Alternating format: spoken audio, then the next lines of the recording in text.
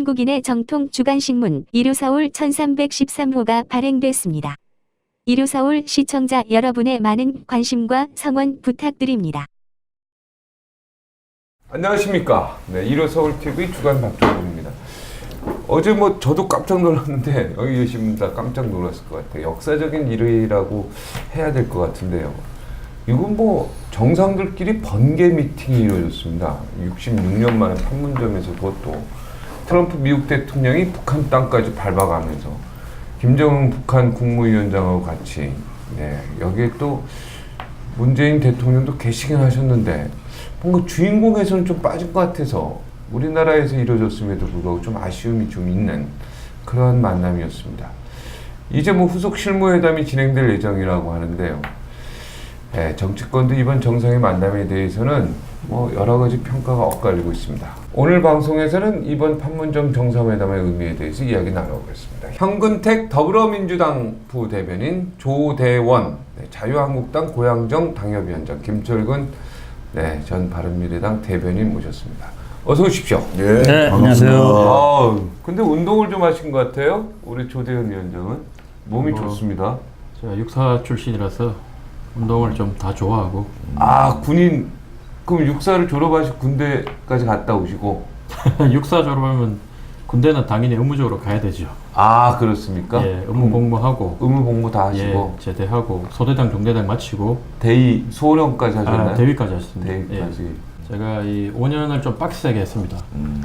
최전방에서 전방사단 GP 관측장교, 대대작전보좌관 이렇게 하고, 그리고 또 당시에는 이 차출 받아서 육사 출신 중에도 좀 괜찮은 자원들 차출해서 오는 수도방위사령부로 차출을 받아서 수방사 중2 때 다시 이제 생도생활 다시 했죠.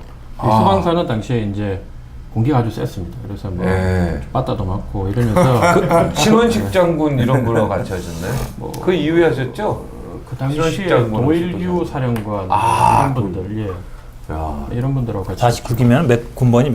8공학번입니다. 8공학번. 근데 이번에 또 자유한국당에서 또 한 번 또 말썽은 아니고 말썽 아니죠. 한바탕 또 대형 사고를 쳤다는 게 그 내용 좀 얘기해 주세요. 처음에 제가 전당대회를 나갔는데 원외 당협위원장이 전당대회를 나간 게 거의 없었어요. 그래서 저는 국회의원을 한 번 한 적도 없고 전당대회에 이제 판돈만 해도 5천만 원 아닙니까? 그래서 일반인들이 사실은 그 국회의원도 한번 못한 위원장들이 나가긴 참 쉽지 않은 구조인데. 그러니까 최고위원회에 나간 거야? 그렇죠. 최고위원 선거에 나갔죠. 당대표 최고위원이요? 원래는 당대표를 나가려고 돈 1억을 준비해놨는데 갑자기 국회의원들이 전부 다 자기 살려고 너도 나도 나가신다고 하는 바람에 이대로 나가면 컷오프 당하겠구나.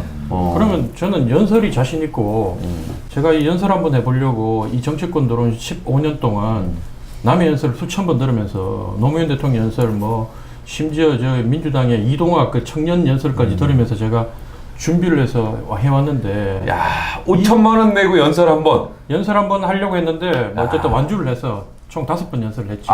그래요? 그리고 국민 여론조사에서는 제가 당당히 현역 국회의원들 다 제치고 4등을 했죠. 그럼 호성정만 하면 제가 최고위원 됐는데 당내 투표에서 우리 당에 쓴소리를 좀 했더니만 당내 투표는 꼴찌를 했습니다. 쓴소리 뭘 했습니까?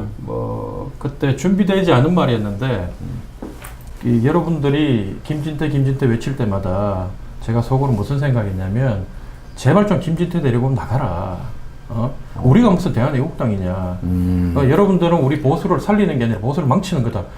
체육관에 3,4천 명 김진태 연호하는데 그렇게 해놓으니까 난리 났죠. 그때. 약간 개혁보수 쪽이군요. 그죠? 똘보수라고 해야 되나? 아니, 개혁보수, 합리적보수 이쪽 계열인 것 같은데. 제가 그런 얘기도 했습니다. 조원진 이쪽에 있는 사람을 끌어안을 게 아니라 손학규, 유승민, 우리 박종진 앵커님 이런 분 못 끌어안고 무슨 정권을 잡고 나라를 이끌려고 하느냐. 역시 우리 당 정신 차려야 된다. 사실 그분들이 이렇게 한국당이 망개해졌는데도 이 민주당이나 다른 데 못 가고 바른미래당이라고 새로 만들어가 중간에 있는 이유가 있는 거 아니야. 바른정당 만들었죠. 바른정당 당시에. 그 이유는 뭐냐. 이쪽보다는 이쪽이 이렇게 망개져도 도저히 저기 갈 수 없는 뭐 양심상 또 정치적 도의상 또 자기 신념상 아니 우파기 그러면- 때문에 갈 수가 그렇지요. 없는 거죠. 우파기 때문에. 그런 우파도 못 끌었는데 심지어 저같이 육사 나오고 뭐 수방사에 군생활하고 제 동생은 96년도에 특전사 나와가지고 강릉 무장공비 침투했을 때 투입됐던 특전사 요원이었고 우리 아버지는 월남전, 우리 큰아버지도 월남전. 근데 저보고 빨갱이, 종북 주사파. 자기하고 다르면 다 빨갱이에요, 이 사람들은. 그래서 그 말 하고 나서 내려왔는데 저보고 종북 주사파다, 빨갱이다, 아. 간첩이다, 민주당 간첩이다. 그래서 제가 무슨 말을 했냐면 내가 이 당에서 공천 4번 나가지고 3번은 면접도 못 보고 떨어지면서도 내 이 당을 지킨 사람이다. 저도 앞에 좌빨이 붙어요. 좌빨 박종대.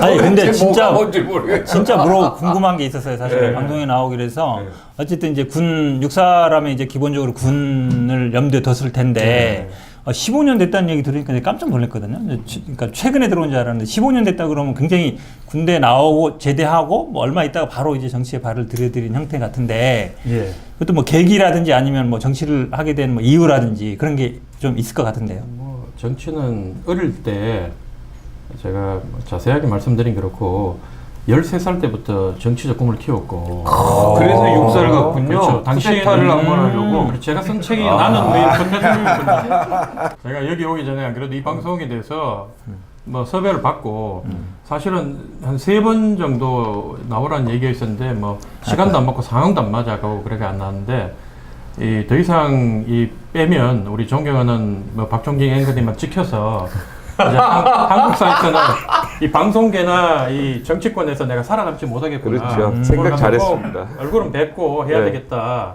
생각하고 왔는데 그럼 도대체 어떤 방송이냐 또 패널 어떤 분들 오느냐 그래서 우리 전략팀 다 모아가지고 어제 또 토의도 했는데 토의까지. 예. 왜냐면 처음에는 반대를 하더라고. 이 주제가 저한테 유리한 주제가 하나도 없다 자유한국당에 또 이거 해놓으면 또 빨갱이 소리 듣는다. 그래서 나가지 마라는 그 우리 전략팀원도 있었고 근데 제가 딱 보니까 일단은 특징이 되게 산만해요 여기가.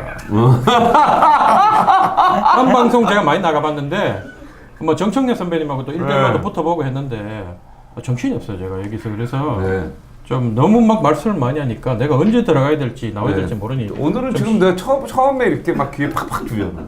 예, 지금 말이 안 그래도 계속 빨라져요 지금. 네. 좋아요, 좋아. 그러면 지금은 뭐 먹고 사시는 거예요? 생계는 어떻게? 제가 우리 집사람 사랑합니다.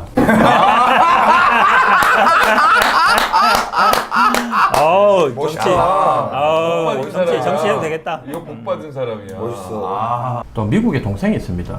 동생이 사업을 하는데 평상시에는 뭐 몇천 선거가 있는 데에는 2배로 이렇게 보내서 사실 한국 정치판에서 이렇게 당협위원장에 집중을 하기 위해서는 다른 직업을 가지고 하기는 사실 쉽지가 않고요. 그렇지. 외화벌이도 하네요. 달러를 이번에도 미국을 갔다 온 이유가 올 때마다 달러를 딱 이렇게 동생이. 야. 딱 바닥에 이렇게. 당협위원장은 언제부터 하십니까? 당협위원장은 작년 1월 19일. 이제 1년부터. 사실 그것도 사인이 많은데요.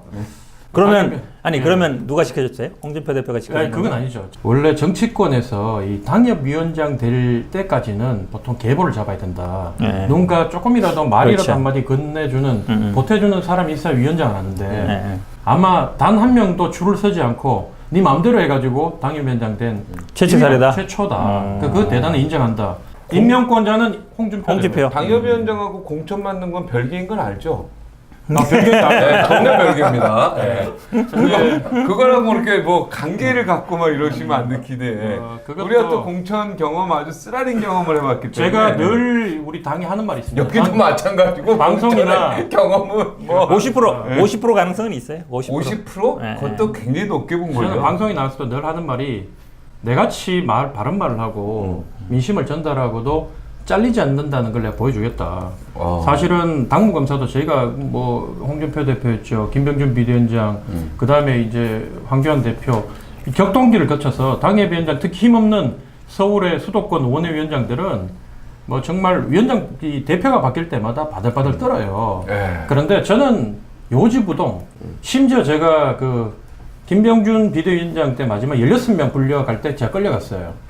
그래서 거기서 마지막 이제 당락을 자르고 말고 얼마나 저를 이렇게 공격한 사람들이 많았던지 끌려갔는데 그때 뭐 이 김대식, 뭐 석동현 이렇게 유명한 분들이 다 이렇게 아웃될 때 당에서 작정을 자를 때 저한테 이 조강특 위원들이 질문이 뭐냐면 촛불혁명이라고 이 좌파들이 얘기를 하는데 그 어떻게 생각하느냐.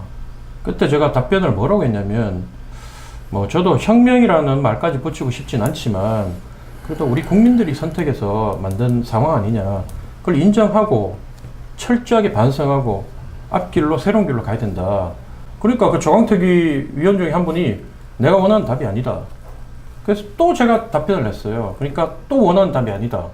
그러니까 저하고 다르게 보려고 했던 분이 뭐라고 얘기했냐면 이 모범 답안이에요. 그거는 헌정질서 유린이다. 이렇게 답변을 하고 빠져나갔어요. 근데 제가 끝까지 응용해서 이제는 아 내가 당이 그냥 떨어지겠구나. 떨어져도 내가 이 가오가 있지. 또 일본말 썼다 공격당했다. 그래서 제가 딱 뭐라고 했냐면 그거는 혁명적 사건이었다. 우리 역사에 그렇게 기록될 것이다. 그래서 그걸 인정하지 못하면 앞으로도 자유한국당 희망이 없다. 아니 그러니까 자, 내가 쭉 들어본 우리 조 위원장님은 여기 이른바 정치권에 내공이 만만치 않은데. 아니, 여기 내가 완전 아웃사이더로 네. 있다가 아웃사이더에 지금도. 아웃사이더로 근데 봐봐 와. 4번 출마를 공천만 신청에 다 떨어졌죠. 네 번이나? 4번 다 공천시청에 네. 3번은 면접도 못 보고. 예. 그러니까 철저한 아웃사이더였는데 이제 본인 목소리를 내기 시작한 거 아니에요. 그렇죠. 그것도 전당대라는 정당계 나와서 큰 그랬던 판에 거죠. 5천만 원, 5천만 원, 한 번에 1,000만 원씩. 1,000만 원. 그러니까 내가 내가 이렇게 연설하는. 조 위원장님 같은 분이 있으면 자유한국당이요 대한야당이 됩니다. 아니, 우리가 이렇게 힘을 합치면 네. 민주당 무능하고 독선적인 민주당 밀어내고 정권 찾아옵니다. 우리 현근택 밀어내고. 아니 갑자기 이 전선이 보니까 이렇게 셋이 이렇게 3대 1로 아니, 구도로 그게 딱 되는 것 아니라 같은데 여기 민주당도 세트고. 우리 현 위원장도 잘 사귀어 놓잖아요. 그냥 아. 비슷해 우리랑 생각이. 아 이분은 넘어옵니까? 네. 아니야. 이게 민주당이랑 자한당이랑 정책이고 뭐고 다 끓여놓고 하잖아. 아니 90%가 비슷해. 위원장님 어떻게 생각해서 이 한 말씀 10%가 아니 달라. 저 대변인님은 남북 관계 문제, 한미 동맹 관계 문제 이런 거가 한두 개가 좀 다른 거고 아니, 나머지는 다 비슷해. 민주당의 아웃사이더야. 또. 아, 우리 여기 제목을 아웃사이더라고. 아니, 왜냐면 할까? 나도 아웃사이더인데. 기본적으로 민주당은 친문 세력이 핵심으로 보이는데 우리 현 위원장도 실력이 있고 변호사고 젊고 그럼. 이렇게 해서 이제 정치를 바꿔보려고 들어온 분이라 사실 핵심부의 의사에 따라 움직이는 사람은 아니거든. 그런 측면에서 보면 여기는 자유한국당, 여기는 민주당이 아웃사이더지. 근데 훌륭하네. 잘 될 것 같아. 근데 그냥 느낌이에요. 제가 응원을 하겠습니다. 아 근데 올바른 청년이고 용기가 가상해요. 네, 아주 대단합니다. 그럼 형님 많이 이끌어주는 예. 걸로. 바로 형님으로 같이 합시다. 예, 뭔진 몰라도 같이 합시다. 여기 자유한국당 가는 거 아니야? 아니 그게 아니라 동생과 형으로서 우리 저기 부여도 같이 가야지 위원장. 친구는 같이. 아니 왜 여기는 패스하세요? 정치가 바뀌려면 사람이 바뀌어요. 아, 그럼? 사람이 바뀌려면 사실은 기존에 있는 기득권 세력들이 양보하고 내려가셔야 돼요. 사실 17대 총선부터 20대 총선까지 매 총선이 끝나고 나면 이른바 108번내 등 초선 의원들이 그렇게 많았어요. 한 절반 정도씩 바뀌었는데 그 수많은 그 초선 의원들이 많았음에도 왜 정치가 안 바뀌는 거예요? 정치를 바꾸려면 두 가지가 대통령으로부터 입법부 국회의원들이 자유로우려면 정치자금법을 바꿔야 돼. 그 다음에 당내 공천권으로부터 자유로우려면 공천 제도를 완전히 법에 딱 그 명시를 해야 돼요. 예를 들면 국민 경선제라든지 예를 들면 뭐 오픈 프라이머리라고 해서 완전히 그냥 국민들한테 예비선거 제도를 도입을 해서 거기에서 공천이 결정이 된다 그러면 당 지도부 눈치 볼 일 없잖아요. 그렇죠. 예. 그 다음에 현역 의원이 예를 들면 지금 현재 정치자금법에 의해서 1년에 1억 5천 걷잖아요. 1억 5천으로 정치 활동을 할 수가 없어요. 1억 5천이면 한 달에 1,200만 원 정도 됩니다. 그러면 지역에 도시 같으면 사무실 하나 운영해야 되잖아요. 지방은 불가능하죠. 유급 그 당직자라 그러잖아요. 한 3명 정도는 두잖아요, 보통. 간사, 사무국장, 조직부장은 둬야 되니까. 근데 시골로 가잖아요. 한 3개 군이나 4개 군. 다섯 개 군도 있어요. 다섯 개 다섯 군도. 개고. 강원도는. 사무실 5개 내야 돼. 이번에 그래서 옷 벗으신 그러면- 분이 있잖아요. 강원도에서 네, 아니, 저기 다섯 한마디만 개. 할게. 한마디만 화영철 마무리할게요. 그분이 바로 그것 때문에 마무리할게요. 이분도 억울해요. 자. 깨끗한 분인데. 그 사무실을 운영은 뭘로 합니까 그러면? 결국은 합법적인 범위 내의 후원금으로는 불가능하죠. 정치 활동과 사무실 운영을 할 수가 없어요. 그러면 결국은 비합법적인, 편법적인, 위법적인 돈에 손을 안 댈 수가 없잖아요. 검찰과 경찰을 동원한다는 표현을 통해서 다 보고 있어요. 대통령이. 다 한다고 보면 돼요. 그러면 대통령한테 입법부 국회의원으로서 제대로 말할 수 있겠습니까? 없겠습니까? 당 지도부를 향해서 쓴소리를 할 수 있겠습니까? 없겠습니까? 없죠. 결국 이 두 가지 문제가 해결되지 않으면 사람만 바뀐다고 해서 절대 정치 문화가 바뀌지 않는다. 공천제도가 저는 김철근 시스템- 위원장님이 약간 배부른 소리 하는 것 같아요. 원내는 그나마 이렇게 1억 5천이라도 후원금 받고 선거 때는 1억 5천 더 받습니다. 3억까지 받아서 쓸 수 있어요. 근데 원내위원장님은 그게 안 되잖아요. 안 되죠. 아예 안 돼요. 아예 1원도 못 받죠. 그게 어찌 보면 제가 보기에 이 현역과 아니면 이게 새로 정치를 진입하는 어떤 아주 큰 장벽이에요. 그게 어쩌면 장벽이죠. 불평등이에요. 여기서부터 그렇죠. 네. 정의가 이루어지지 않고 있어요.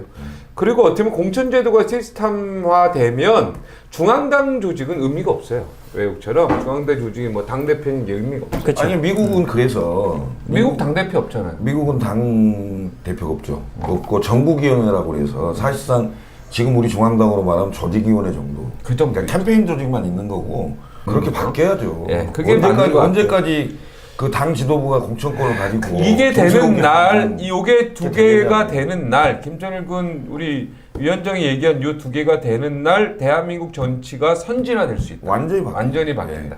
저보고 뭐 위에 높은 분들이 너 그렇게 해가지고 되겠냐. 이 정치권에 몰라서 말을 안 하는 게 아니라 다 알고 알고도 또 입을 조심하고 늘 그렇다. 너 그러다가 잘려 이러면 제가 뭐라고 얘기하면 뭐 저는 젊기 때문에 내가 오래 한지 당신이 오래 한지 봅시다. 내가 그렇게 젊은 게 깡패인데 그러니까 우리나라도 따지면 50이잖아요. 근데 50인데 아직 젊어. 막 맨날 이런 어리다 그래요. 젊다. 어리다. 어리다. 야, 50이 어리다 얘기 듣는 거 보면 참 정치가 이 평균 연령이 아니 눈이 높은 안 거야. 보여서 맨날 안경 썼다 벗었다는데 김정은은 지금 50인데 36살. 젊다도 아니고 어리다. 뭐 어리다 그러고 뭐 너는 다음에 해라 그러고 사실 건강에는 두 가지 건강이 있습니다. 이게 육체적 건강과 정신적 정신적 건강. 건강이 있어요. 저하고 가까운 어르신들이 우리 부모님도 그런 말씀하시는데 우리 아버지는 헬스를 많이 하셔가 저보다 힘이 세요. 우리 아버지가 여행 가방 2개 들고 막 저는 허리 수술했기 때문에 약한데 하지만 이 부친하고 이제 대화를 하다 보면 아버지하고 대화할 때 자기 생각하고 다른 거를 참지를 못해요. 그리고 생각이 이게 빨리빨리 전환이 안 되고 자기 경험만 얘기하고 늘 가르치려고 하고 했던 말 또 하시고 내가 왜 이런 말씀 드리냐면 나는 벌써 그게 온 것 같은데. 예. 당장- 어제 우리 딸한테 그 소리 듣고 아빠 했던 말 또 하고 생각을 바뀌지 않고 막 이러면서 정치를 하는 공간이 많아졌잖아요. 우리나라 같은 경우도 기초의원, 광역의원, 기초단체장, 광역단체장, 그다음에 국회의원, 뭐 대통령 이렇게 자리들이 많잖아요. 그러면 미국도 대체로 집행기관의 장, 예를 들면 주지사라든지 시장이라든지 우리나라 말하면 뭐 이제 기초단체장, 광역단체장 이 단체장들은 굉장히 젊은 사람들이 많이 돼요. 왜냐하면 창의적이고 추진력이 있고 이렇게 돼야 되거든요. 근데 나이 드신 분들은 경험이 많고 굉장히 노련하잖아요. 그러면 집행기관의 장들이 시장이나 도지사가 안을 제안을 하면 그걸 가지고 사실은 노련하고 경험이 많은 사람들이 의회, 국회의원이라든지 이런 데서 사실은 다듬어줘야 되거든. 그래야 실수가 적거든요. 이런 개념으로 본다면 꼭 나이를 갖고 뭐 나이 드셨으니까 그만해라 이렇게 접근하기보다는 실력을 그만큼 키워야죠. 저도 처음 출마한 게 38살에 처음 출마했어요. 그러니까 지금 우리 조 위원장님처럼 젊다, 어리다 이런 얘기를 수도 없이 많이 들었죠. 속상하죠.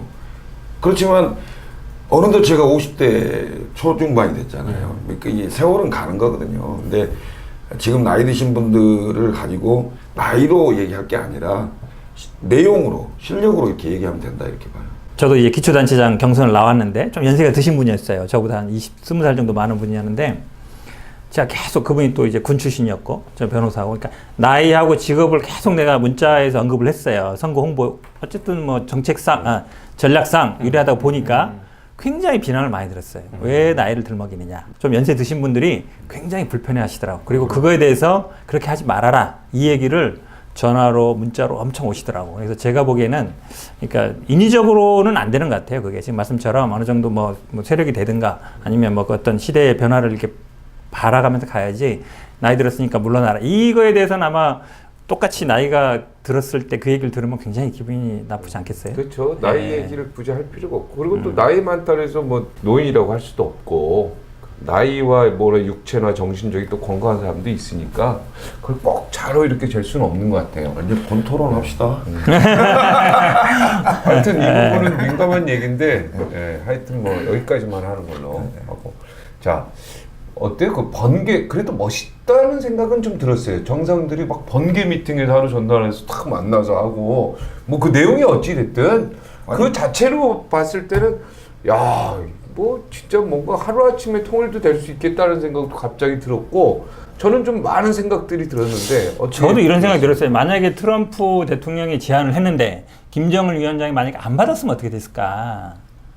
그 만남을 그렇죠. 그럼 굉장히 이게 문제가 되는 거거든요. 또 정식으로 제안한 것도 아니에요. 트위터로 해가지고 그냥 툭 한 번 던진 건데 그러면 정식 통로로 제안을 해라 그러니까 다시 정식 통로로 해서 이루어진 거거든요. 이게. 그건 이제 언론에 나온 얘기인데 그래서 많은 사람들이 궁금해하는 게 과연 사전에 우리가 뭐 친서도 오가고 흥미로운 얘기할 때 어느 정도 물밑 교감이라든지 아니면 뭐 할 수도 있다라는 여지라든지 이런 게 있지 않았을까라는 생각을 안 할 수가 없을 것 같아요. 만약에 그렇게 얘기했는데 만약에 김정은 위원장이 딴 데 물론 이제 외국을 잘 나가는 분은 아니지만 만약에 뭐 건강상 문제가 있다든지 아니면 뭐 이렇게 된다 그러면 굉장히 큰 문제가 되는 거거든요. 그래서 저는 어느 정도 물론 또 만난다는 아니었지만 뉴스도 있었거든요. 만날 수도 있다라는 얘기도 있었고 또 뭐 친서에 우리가 뭐 흥미로운 내용이 뭘까 항상 궁금했었는데 어느 정도 분위기가 됐기 때문에 트럼프 대통령도 그 얘기를 할 수 있었던 게 아닌가라는 생각은 해요. 연출 아니에요, 연출?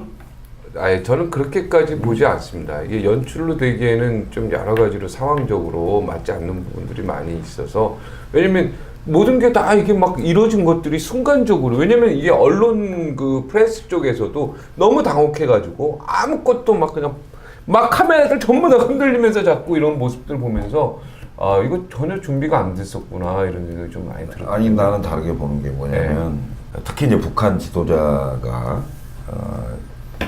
일정이 공개가 안 되고 전혀 어디로 어떤 식으로 움직이는지 공개가 기본적으로 안 되잖아요. 이번의 경우도 사실 물밑 접촉이 상당히 있었을 거고 말씀하신 대로 상당 부분 준비가 있었을 것이다. 단 이것이 먼저 공개됐을 때와 당일날 깜짝 쇼 비슷하게 방금 말한 대로 번개팅 개념으로 보여졌을 때의 그 파급력이나 영향력의 차이도 다 감안했을 것이다. 이것을 너무 물론 역사적인 일입니다. 그리고 이 만남 자체로 뭔가 이루어지는 것처럼 또 그건 아니죠. 아닌 건데 저는 국민들에게 공개되지는 않았지만 뭔가 그러니까 뭐 사전 준비가 상당히 많이 사전 준비가 언제부터? 저는 뭐 그냥 그 전날부터 있었다고 보는데 그렇지는 그건 아니고 한 1, 2주 전부터.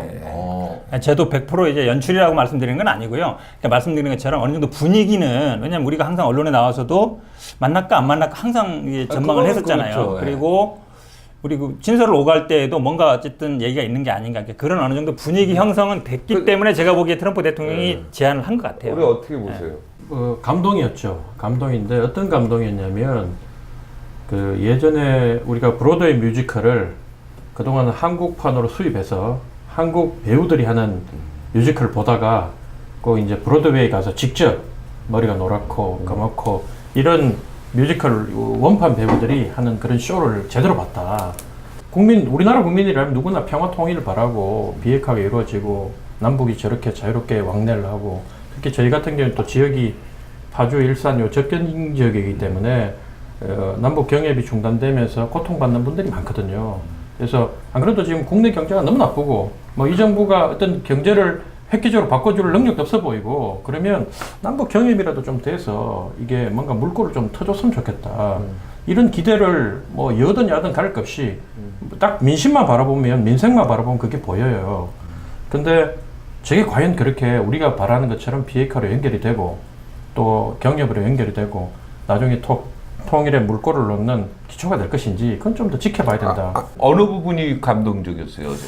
어쨌든 뭐 미국 대통령하고 이 한미 그다음에 남북미 이 삼국 정상이 어쨌든 쇼든 연출이 됐든 어쨌든 간에 거기서 이렇게 서서 같이 만나고 뭐 역사의 큰 물줄기도 작은 이벤트 에피소드에 의해서 이루어지는 경우도 많잖아요. 그 부분, 그 만나는 장면, 우리 그러니까 딱 장면으로만 얘기합시다. 어떤 장면이 좀 감동적이었어요? 미국 김정은 국무위원장이 손잡고 들어갈 때, 북한으로 갈 때. 미국 현 대통령이 위원장. 처음으로 갔잖아요. 북한 땅을 밟았잖아요. 네. 남북미가 한 자리에 처음으로 모였잖아요. 근데 그것이 사실은 그런 화면, 장면 하나하나가 한반도에 이젠 전쟁은 없겠구나 이런 안도감을 줄 수 있는 거죠. 사실은 판문점이라는 게 우리 뭐 휴전협정을 맺은 데인데 어찌 보면 실질적으로 우리나라도 물론 뭐 대치를 하고 있지만 실제 그 당시에 미국하고 이제 북한 간에 어찌 보면 중국이 물론 끼긴 했습니다만 휴전협정이 이루어진 거잖아요. 거기에 사실은 어찌 보면 저는 트럼프 대통령이 넘어가면서 사실상 종전선언을 한 거나 마찬가지다라고 봐요. 깜짝 이벤트 중에 가장 핵심은 바로 그 부분인데 김정은 위원장이 손잡고 올라갈 때. 근데 저는 사실은 어제 전체 그 보면서 깜짝 놀란 게 있었어요. 제 마음속으로 느낀 게. 김정은 저 국무위원장을 조금 새롭게 봤어요. 지금까지는 김정은 위원장이 정해진 준비된 이걸 연설했는데 둘이서 앉아있는 거 카메라가 막 잡을 때 질문을 그렇게 했단 말이에요. 이 오늘 만나는 거 진짜 번개팅이냐 기자가 질문했단 말이에요. 그거를 언어의 선택도 그렇고 굉장히 하이 레벨이고 그냥 단순하게 얘기하는 게 아니더라고. 문장을 만들어가는 데 있어. 즉흥적인 질문이었거든요. 쭉 가는데 이거 목소리도 굉장히 자신감 있고, 그죠? 목소리 톤에서. 그러니까 거기서 트럼프 대통령이 그러잖아요. 목소리가 굉장히 자신감 있다. 그 얘기를 딱 하는데, 저도 그런 느낌을 받았고, 김정은 위원장 좀 새롭게 봤어요, 저는. 그 처음 있는 거였어요. 그런 즉흥적인 질문에 그렇게 오랫동안 대답한 건. 기자들 질문을 다 받았기 때문에. 근데 그 김정은 위원장이 이제 거기서 이제 뭐라고 했냐면은 정말 나 몰랐다. 어저께 뭐 트위터 보고 뭐 이렇게 해서 그럼 정상으로 이렇게 정상적으로 통보를 해라 뭐 이렇게 해가지고 해서 난 오늘 4시에도 갑자기 그냥 나오라 그래서 나온 거다 뭐 이런 식으로 딱 얘기하는데 그 모습에서 거짓이라든가 연출이라는 부분이 그런 부분이 좀 안 보였어요. 그래서 이게 진짜 이틀간에 이루어진 깜짝 번개팅이구나 이런 생각이 좀 들었습니다. 제가 이 자리에서 그 우리 자유한국당 지지자님들한테 일일이 말씀드릴 기회가 없다 보니까 한 말씀 드리고 싶은 거는 우리도 평화통일 원하지 않습니까? 우리도 반통일 세력 아니지 않습니까? 우리가 반민주 세력도 아니고 민주주의 원하고. 근데 박근혜 대통령이 통일은 대박이라는데. 예, 맞아요. 예, 이미 그 말씀하셨고 그렇기 때문에 우리가 뭐 문재인 대통령이 좀 밉다 하더라도 이런 국가적인 일이 있을 때는 진심으로 좀 기뻐하고 좀 기대해주고 그리고 잘못된 부분은 우리가 신랄하게 비판하고 지적해주고 이렇게 가야지 우리가 조롱하고 비난하는 걸로 정권을 찾아올 수 없습니다. 문재인 대통령이 정상회담에 있었니 없었니 뭐 뒤에서 비서실장 갔니 이렇게 조롱하면 합리적인 우리한테 진짜 이 민주당과 우리의 선거에 있어가지고 당락을 결정할 합리적 중도층이 과연 우리 찍어주겠습니까? 뒤로 빠져 있었지만 어차피 우리가 한 역할이 분명히 있기 때문에 그렇죠. 우리 땅에서 있었고 우리가 어차피 조율을 해준 거니까. 제가 인상적으로 본 부분은요. 김정은 위원장이 트럼프 대통령 만나고 이럴 때는 보니까 굉장히 긴장돼 있었어요. 근데 50분인가 53분 어쨌든 두 분이서 면담을 정상회담을 하고 사실상 이제 3차 북미 회담을 한 거랑 마찬가지인데 3차 북미 회담이죠. 그렇죠. 끝나고 나오는데 표정이 굉장히 밝더라고요. 그건 뭐냐면 어쨌든 두 분이서 뭔가 이제 좀 심금에 있는 얘기들을 한 것 같아요. 물론 뭐 이런 얘기를 하죠. 트럼프 대통령이 뭐 민주당에 어떤 뭐 경선 토론이 있고 그 다음에 김정은 위원장도 뭔가 돌파가 필요하고 어쨌든 서로 간의 이해관계 맞으니까 만나는 건데 앞으로 이제 결국은 앞으로 어떻게 될 것이냐가 문제잖아요. 중요한데 저는 김정은 위원장이 긴장된 표정에서 밝은 표정으로 어쨌든 회담 이후에 그 표정을 보면서 그래도 희망을 좀 갖는 게 맞는 것 같다라고 봅니다. 지금 참 말씀하신 것처럼 이 남북 간의 문제라든지 아니면 우리 지금 한반도 문제는 사실은 여야 문제는 아니에요. 말씀 정확한 것처럼 사실 우리가 긴장을 완화시키고 경제적인 우리 경제가 사실은 어찌 보면 돌파구를 찾아갈 때가 저는 북방 경제가 맞다고 봐요. 그렇게 본다 그러면 지금 말씀처럼 한국당에서도 그런 자세를 가진 분들이 좀 이렇게 한국당을 오히려 이렇게 잘 이렇게 해나가시는 좀 크게 됐으면 잘 됐으면 좋겠습니다. 네. 여기 두 분이 국회 가시면 협상이 잘 되긴 해요. 그죠? 원회일 때는 편하지. 왜냐면 이제 원래 내가 볼 때는 여기도 약간 중도고 여기도 중도 쪽이야. 이렇게 그래서 아웃사이더라고 얘기했다. 왜 자꾸 저를 끼세요? 근데 우리 세대나 우리 세대 밑으로는 전부 다 이런 생각하지 않습니까? 이런 생각을 많이 꼭 하시는 그렇진 것 같아요. 않더라고요. 꼭 그렇진 그래요? 않고 그냥 저는 그냥 이게 합리적인 아, 그럼. 생각이라고 뭐 합리적 진보, 합리적 보수라고 보는데 그렇지 않은 사람들도 꽤 많아요. 그래서 아니, 근데 조 위원장은- 함부로 얘기하면은 혼나요. 조- 요즘 조 위원장님 오늘 저 방송 나가게 나면 예. 그 극렬 보수 지지자한테 댓글 엄청 세게 받았잖아요. 장난 아니야. 이미 전당대 때 뭐 이미 벌써 빨갱이 소리 많이 들었으니까. 3,000개씩 저 악플을 달려봤기 때문에 자한당이 그러니까 우리 조 위원장은 저쪽 뭐냐면 뭐냐 대한 신공화당 측보다는 요 바른정당 사람들하고 합쳐야 된다고 보는 거죠. 뭐 우리 이름 뭐였죠? 우리 공화당? 네, 그렇죠. 예, 신공화당이 예, 안 돼가지고 예, 우리 제가, 공화당이죠. 예. 어쨌든 뭐 그쪽하고 손을 잡고 어떻게 미래로 나가겠습니까? 그거는 저는 시간의 문제지 그 세력은 없어지는 게 이미 이 역사적으로 큰 물줄기가 방향을 잡았기 때문에 시간의 문제지 그걸 자꾸 뭐 건드리고 키워주고 하는 자체가 도움이 안 된다고 보고 저 흐뭇하는 놓아놓으면 저는 서면 자한당이 갈라지는 홍해처럼 갈라지는 걸러지는 게 느낌을 아니죠. 지금 받는다. 오히려 합리적 보수를 영입 뭐 이렇게 같이 하겠다는 얘기잖아요. 갈라지는 게 그러니까 아니죠. 이런 분들이 자한당이 몇 프로나 있어요? 우리 조 위원장 같은 생각을 하죠. 저는 많이 있다고 봅니다. 많이 많이 있다고. 있는데 단지 말을 안 하고 현재 있다. 목소리가 큰 사람들, 권력을 잡고 있는 친박 강성 이런 사람들이 목소리가 크고 그렇기 때문에 용기를 못 낼 뿐이지. 저는 이런 사람들이 많고 훨씬 더 많다. 실제로 제가 그런 분들 지금 이 당을 좀 합리적으로 이끌어야 되겠다고 생각하는 중진 의원들도 저하고 개인적으로 몇 분 만났고요. 대표적으로 누굽니까? 그건 밝힐 수가 없습니다. 박종진 앵커님이 계속 이제 어깨가 이쪽으로 좀 기울어서 아까부터 이쪽으로 좀 기울어서 아까는 이쪽으로 있다가 마음이 가니까 몸이 마음이 가는 가는 것 게 같아. 아니라 워낙 생각이 비슷하신 아니, 거죠? 저랑도 좀 마음이 그러니까. 비슷하다는 생각이 들어. 내가 볼 때는 벌써 의자도 벌써 거리가 이쪽으로 벌써 이 가까워졌어요. 정도 되면 당을 같이 할 수 있죠. 그죠. 그러니까 조 위원장 정도의 열린 사고와 그건 바른미래당이 김철균이 같이 할 수 있대. 그 정도의 어떤 식견, 내공, 그다음에 바라보는 시선, 방향 이 정도는 한 당 내에서 충분히 논의할 수 있는 한 당 내에서 할 수 있죠. 저는 되죠. 바른미래당하고 자유한국당이 같이 가는 것도 결국 시간의 문제라고 봅니다. 지금이 마지막 그 구시대 또 기득권 세력 여기 이 실패했던 전임 정부 이런 부분들에 대해서 남아 있는 세력이고. 근데 이제 예. 제가 보기에는 이제 우리 조 위원장 같은 분들이 당내에서 당내 투쟁을 많이 하셔야 될 거예요.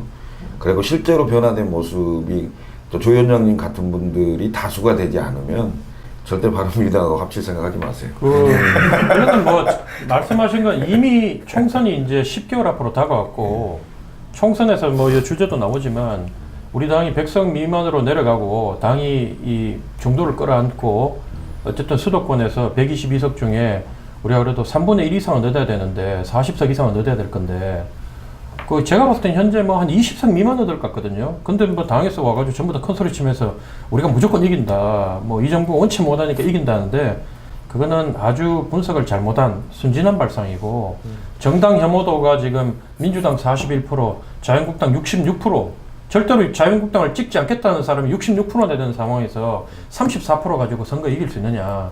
당 지도부도 좀 정신을 차려야 된다고 저는 봅니다. 근데 뭐 바른미래당은 지금 몇 프로 됐죠? 뭐가요? 5% 됐나요? 굉장히 튕겨요. 당 지지도? 네. 당 지지도를 가지고 얘기하면 안 되고요. 정당 존립 근거가 저를 거가 없고. 없는데 혐오도는 우리보다 낮아요. 그렇죠. 근데 그 혐오도가 없죠 여기는. 이런 수가 있겠죠. 아까 뭐 혐오도 얘기를 했는데 문재인 정부 싫거든요. 근데 국정농단에 책임있던 그 세력은 더 싫어. 맞아요. 이렇게 돼버린단 말이죠. 그러니까 좋은 대안을 선택하는 게 아니고 더 싫은 사람을 안 찍는 구조로. 그럼 바뀌는 바른미래당을 좋아야 되는데. 이제 좋아하게 되겠죠. 근데 이제 바른미래당은 지금 국민들에게 확실한 믿음을 못 주고 있어요. 우선 세력이 크지 않고, 그 다음에 당내에서 일치된 목소리가 우선 안 당내 분열이 심하고. 네. 뭐 이런 것들 때문에 좀 밀어줘도 되겠냐 이런 생각을 많이 하는 거죠. 저는 뭐 바른미래당이 좀 있었지만 적은 내부에 있는 것 같고, 자유한국당도 보면 적은 내부에 있어요. 민주당도 항상 내부에 있거든요. 그러니까 당이 잘 되려면 내부가 하나가 돼야 돼요. 지금 민주당이 그나마 갈 수 있는 게 잡음들이 안 나오잖아요. 하나로 쭉 밀려가는 듯한 느낌이 있거든요. 자리가 문재인 많죠. 대통령이. 그렇죠. 예, 나도 쭉 그렇게 밀고 많으니까. 간단 말이에요. 결국은 내부의 단합, 거기에 핵심이 있는 것 같아요. 이 당이 잘 되려면. 가능성이 높아지잖아요. 예를 들면 총선에 출마했을 때 당선 가능성이 높아지거나 대한야당이 돼서 집권할 가능성이 높아지잖아요. 그 가능성이 높아지면 단합을 하지 말라 해도 하게 됩니다. 근데 안 되는 집은 일단 싸우게 돼 있어요. 맞아. 왜? 책임을 넘겨야 되잖아요. 맞아. 상대편한테. 내부에서. 그래서 결국은 내분이 나게 돼 있는데 지금 예를 들면 이제 민주당 같은 경우도 야당 때 굉장히 힘들었거든요. 여러 힘든 과정들이 있었죠. 결국은 국민의당이 새로 그 야당에서 나오기도 했고, 또 지난 총선 이후에 이제 집권 가능성이 높아졌고, 또 집권을 하고 나서는 나눠줄 수 있는 자리가 많아요. 예를 들면 공천을 못 주면 다른 자리라도 이렇게 배려할 수 있는 자리들이 많기 때문에 내가 본 민주당은 별 공천에서 크게 내분이 있을 것 같지는 않아요. 네. 단지 민주당의 심판이 아니고 집권당이기 때문에 문재인 정부의 심판이기 때문에. 그래도 이낙연 총리하고 이해찬 당대표랑 그때 만나가지고 한마디씩 딱 하는 거 보니까 야, 막 소리가 막 느껴지던데 내리던데. 하여튼 그 선거는 내가 보기에는 제가 책임집니다. 민주당은 딱 하잖아. 이해찬 당대표가 당대표 책임으로 갑니다. 다 이러니까 분위기가 샤하던데요. 근데 이제 야당은 네. 자유한국당이나 우리 바른미래당 마찬가지인데, 자유한국당은 지금 우리공화당을 이른바 친박연대 수준으로 볼 거냐, 민국당화 시킬 거냐, 이거거든요. 그거는 뭐 이미 정해진 거고, 저는 왜 그렇게 보냐면 우리가 아니 우리 조 위원장님은 민국당화 시킬 생각을 갖고 있을 거고. 그렇게 될 거예요. 그런데 내가 예, 본 예. 황교안 대표는 지금까지 본인이 막 절실하게 뭔가를 가지고 투쟁해 본 사람이 아니에요. 본인이 투쟁하고 열심히 해갖고 얻은 게 별로 없어요. 그래도 그렇기 때문에 그런 이게 상황이기 단점이 될 때문에 수 있지만, 예. 그런 상황이기 때문에 친박 핵심들을 정리를 하고 중도 외연 확장으로 오려고 하는 생각은 있을지 모르지만 실제 그렇게 쳐낼 만한 강단이 있는지 여부는 모르겠습니다. 뭐 황교안 대표의 장점이다 단점은 말씀하신 대로 정치 경력이 별로 없고, 그러다 보니까 자기 세력도 별로 없고 이렇게 휘둘리는 것 같고, 현재로 봤을 때는 친박 세력, 뭐 사실은 친박이란 표현도 저는 이제 좀 맞지 않고, 어쨌든 이 당내 기득권을 따라가는 세력에 이 영향을 지금 많이 휘둘리는 경향이 좀 있는데, 네. 근데 당이 총선이라는 큰 이벤트가 없다면 그대로 휩쓸려 갈 거예요. 근데 당장 지금 수도권 위원장들, 국회의원들도 그렇고 이대로 가면 지는데, 작년에 우리 고양시장 선거 32% 졌어요. 이건 뭐 상상도 못한, 있지도 않은, 보통 1%, 2% 그렇죠. 이기든지 1%, 2% 지는 선거가 32% 지다 보니까 지금 이제 우리가 조금 따라붙은 것 같아가지고 뭐 한 6%, 7%, 5% 이렇게 하니까 사람들이 아주 이게 많이 부자가 된 기분이에요. 여전히 우리가 그래도 떨어지는데. 채무자인데. 네. 맞아요. 그래서 그래도 제가 나름 떨어지는. 늘 얘기하기를 이대로 가면 내년에 2%, 3% 다 진다. 32% 저도 지는 거고 2% 저도 지는 거다. 근데 황교안 대표 같은 경우에는 이제 다음 총선에서 자기의 정치적 운명, 그리고 앞으로 더 큰 꿈을 꿀 수 있는지 없는지 진퇴 기로에 서 있다고요. 그럼 어떻게 하느냐. 이대로 이 상태에서 황교안 대표가 지지율을 역전을, 골드크로스를 못 시키거나 적어도 한 3% 안으로 못 붙이면 가만히 있겠습니까? 그래서 본인도 그거 알고 계시고, 그때 되면 소위 말해서 좀 합리적인 목소리, 선거에 이길 수 있는 이 기술과 실력을 가진 사람들의 목소리가 커지면서 당의 전면으로 나가지 않겠나. 지금 현재는 좀 편한 사람, 자기 주변 사람 가지고 당대표 되셨으니 그 사람들고 할 만큼 해봐야 될 거 아닙니까? 한마디로 얘기하면 네. 이거잖아요. 그러니까 공천 과정이 되면 친박들 이른바 친박이라는 사람들 다 쳐내고 개혁 공천을 할 것이다. 뭐 개혁 쳐낸다는 공천이 표현은- 가능하다. 네. 보는 저는 거죠. 개혁 공천이 가능하다고 봅니다. 네. 그리고 아까 이제 발언 좀 한마디만 더 붙여 끝내면 우리 공화당은 왜 안 되냐? 이 지난번에 우리가 친박연대하고 또 다른 게 뭐냐면 그때 당시에는 박근혜라는 그 차기 권력, 미래 권력? 걸출한 스타가 있었기 때문에 그 중심으로 뭉쳤지만 지금은 뭐 이 정부에서 박 대통령을 사면하든 안 하든 이미 그분에 대한 국민들의 뭐 기대나 평가는 끝이 났고 그분을 잘 모시는 방향이 우리는 참 아픈 손가락인데 어쨌든 그것도 그분을 모시고 막 선거판에 돌아다니고 뭐 말씀 따고 이게 그분을 위하는 게 아니잖아요. 예, 그래서 그런 것들을 우리 당내에서도 느끼고 있고 합리적인 생각을 가진 사람들은 국민들도 이미 거기에 대한 생각이 있기 때문에 그걸 이용하려는 세력이 붙어도 예, 과거처럼 그렇게 하지는 못한다. 그러다가 지풀에 21대 총선을 끝으로 사라질 것이다. 저는 그래 봅니다. 개혁 공천이 가능하다. 예. 야, 근데 참 어떻게 될지 몰라요. 조 위원장의 희망 섞인 얘기를 듣고 있는데 그렇게 되면 참 좋죠. 네, 그런데 어떻게 될지 모르는 게 제가 정답인 것 같고 박근혜 대통령의 그 사면 부분에 대해서는 본인은 어떻게 생각하세요? 그건 뭐 칼자루 진 사람이 결정하겠죠. 아니, 그러니까 본인은 어떤 게 옳다고 보는 거예요? 저는 박 대통령 보면 가슴이 아프죠. 아니, 그 가슴만 아파요. 그러니까 사면에 대해서 어떻게 생각하냐고. 사면은 뭐 제가 언급할 상황이 아닌 게 아니, 사면해야 된다는 생각이에요? 아니면? 그거는 정부에서 결정을 하겠죠, 법대로. 그거는 아니, 뭐 그래도 정치인의 한 사람인데 말을 한마디 해야지. 그래도. 그러니까 저는 그게 논란을 이렇게 하고 싶지는 않습니다. 아니, 본인이 얘기 네. 논란 안 돼요. 네, 네. 어쨌든 뭐 제 마음은 제가 사면했으면 이해했는데 바람이에요? 뭐 가슴이 아프다는 말 속에 다 들어가 있다고 보고요. 아니, 나 모르겠어. 가슴 아프다 그 말이야. 이해를 못 하겠어. 네. 제가 죄인입니다.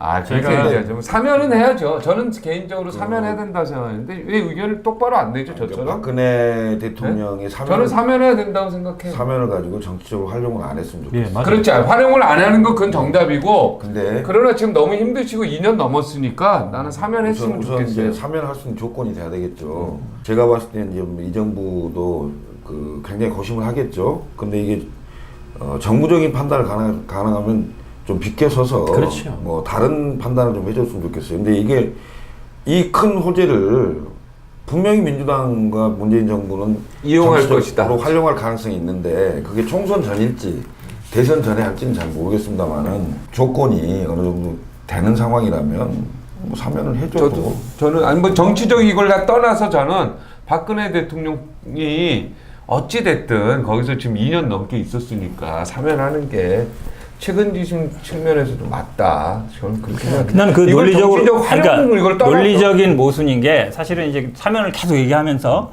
사면을 시키면 뭐 정치적으로 친박한테 힘을 실어주거나 아니면 이게 정치에 이용하는 거다 그러고 그렇죠. 그렇게 계속 하잖아요. 어쨌든 이용하지 말라 그러면서 또 사면하라 그러고 저는 오히려 그걸 이 부분에 떠나서 대해서 저는 그러니까 이 이용하는 부분에 대해서 이 사면 문제가 어느 쪽이 유리하냐 불리하냐 정치적으로 판단할 필요가 없다라고 봐요. 굳이 얘기하는 것 자체가 저는 모순이라 보는데 저는 근데 조 위원장님 말씀에 조금 약간 다른 생각을 하는 게 그러니까 친박연대인 경우에는 이제 미래 권력이 있었던 건 맞아요. 친박 뭐 무소속도 많이 당선됐고 친박연대 14명인가 됐고 비례도 많이 됐거든요. 그런데 이 민국당의 길을 갈 것이냐 결국 친박연대에 갈 것이냐 문제인데 민국당은 어찌 보면 그렇게 열렬 지지자들은 없었어요. 그때 뭐 김윤환이나 뭐 조순 이런 분들인데 이분들 뭐 좋아가지고 막 길거리 나와가지고 막 이런 분은 없었거든요. 근데 지금 어쨌든 뭐 전 대한애국당 지금 우리 공화당이라는 분들은 열렬 지지자들이 있어요.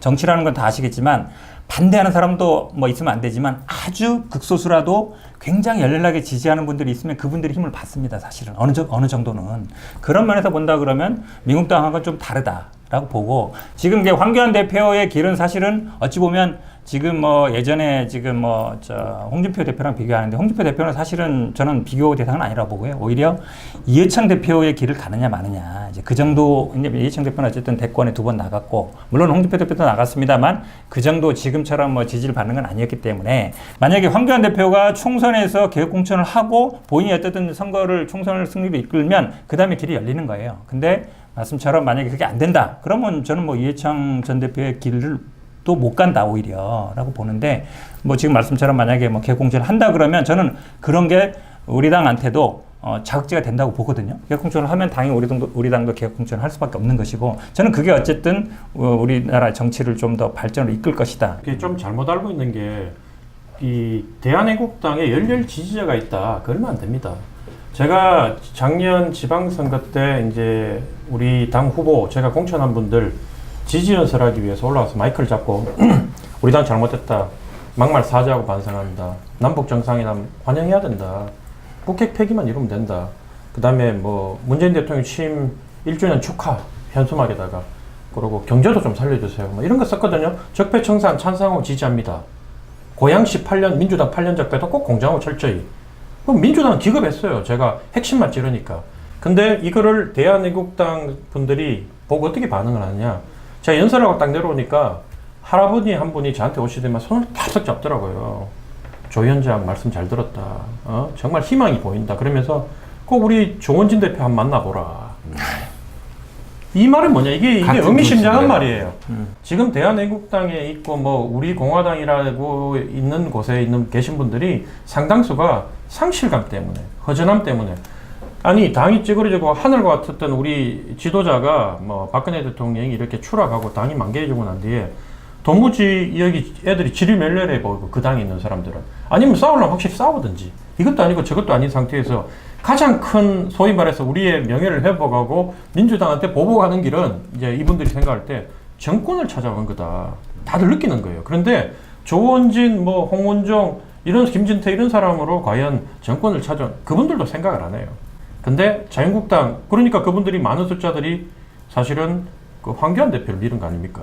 지금 현재 그 대한애국당 있다가 그래서 이분들이 지금 거리에 수만 명 몰려 나오는 것 같고 되게 끈끈해 보이는 것 같지만 절대로 그렇지 않고 그분들이 한 동네에 전부 다 이사 가서 한 명이 국회를 만든다면 모르지만 지금 현재는 전국에 퍼져 있고 지역구 한 석도 못 만들 것이다. 심지어 저는 어떻게 보냐면 연동형 비례대표제를 해가지고 표를 받아도 3% 이상 받지 못하면 국회를 못 만들잖아요.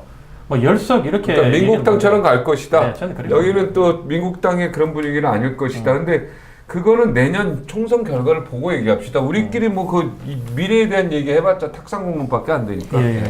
자, 오늘은 뭐 좀 약간 심심하니 가끔은 음식이 심심할 때도 있어야 돼요. 조 위원장이 뭐 거의 다 한 것 같은데요. 제가 보기엔 오히려 심심하니 이게 가끔은 이렇게 짜지 않고 맵지 않은 그런 음식을 가끔 이렇게 먹는 것도 괜찮다는 생각이 들어요. 자유한국당의 좀 미래를 우리 조 위원장이 좀 이렇게 짊어지고 잘 갔으면 하는 바람이 듭니다. 그죠? 바람직하죠? 그러면 이렇게 합당이 다 가능할 것 같아요. 민주당하고도 보니까. 자리를 잘 잡고 있겠습니다. 예. 가끔 한번 나와서 예. 이야기를 좀 해주시면 좋겠습니다. 당에서는 별로 안 좋아할 것 같아요. 근데 제가 볼 때. 당에도 좋아하는 분 많습니다. 좋아하는 분 많습니다. 예, 알겠습니다. 오늘은 여기까지 하겠습니다. 주간 박종진. 오늘은 심심하니 그래도 굉장히 의미 있는 우리나라 그 정치 발전에 의미 있는 한 또 그런 방송이 되지 않았나 이런 생각이 듭니다. 여기서 마치겠습니다. 고맙습니다.